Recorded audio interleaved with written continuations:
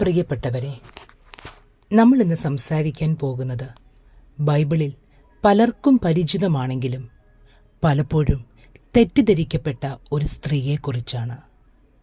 ബത്സേബ. അവരുടെ പേര് കേൾക്കുമ്പോൾ തന്നെ ഓർമ്മ വരുന്നത് പാപം, പ്രലോഭനം, വീഴ്ച ഇവയൊക്കെയാണ്. പക്ഷേ അതിനപ്പുറം ദൈവമെഴുതിയ ഒരു കൃപയുടെ കഥയും അവരുടെ ജീവിതത്തിലുണ്ട്. ദാവീദ് രാജാവ് ദൈവഹൃദയത്തിന് അനുസരിച്ച മനുഷ്യനായിരുന്നു. എന്നാൽ ഒരു ദിവസം കൊട്ടാരത്തിൽ നിന്ന് നോക്കിയപ്പോൾ ഒരു സുന്ദരിയായ സ്ത്രീയെ കാണുന്നു.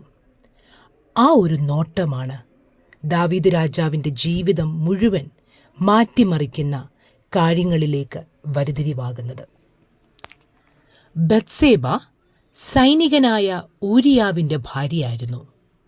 ദാവീദ് രാജാവിനോടുള്ള പാപത്തിൻ്റെ ഫലമായി അവൾ ഒരു ഗർഭം ധരിക്കുന്നു.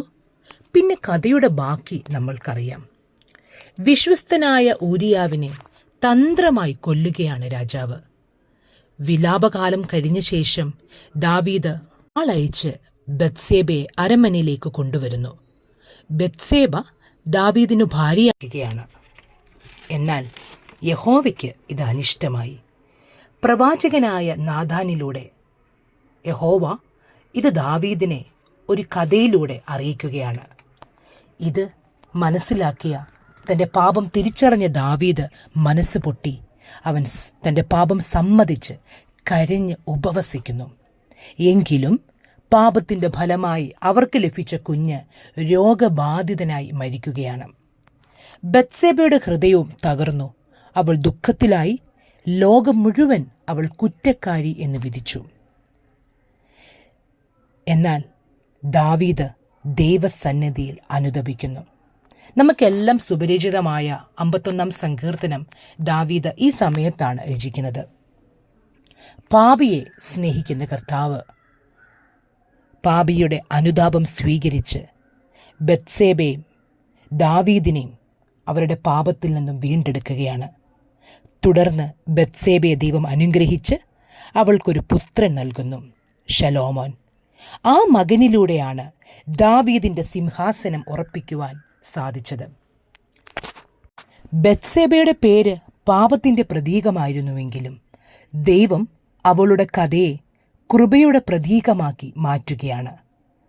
അവളുടെ പേര് യേശുക്രിസ്തുവിൻ്റെ വംശാവലിയിൽ രേഖപ്പെടുത്തിയിരിക്കുന്നു. ദാവീദിന് ഊറിയായുടെ ഭാര്യയിൽ ശലോമോൻ ജനിച്ചു എന്ന് രേഖപ്പെടുത്തുകയാണ്.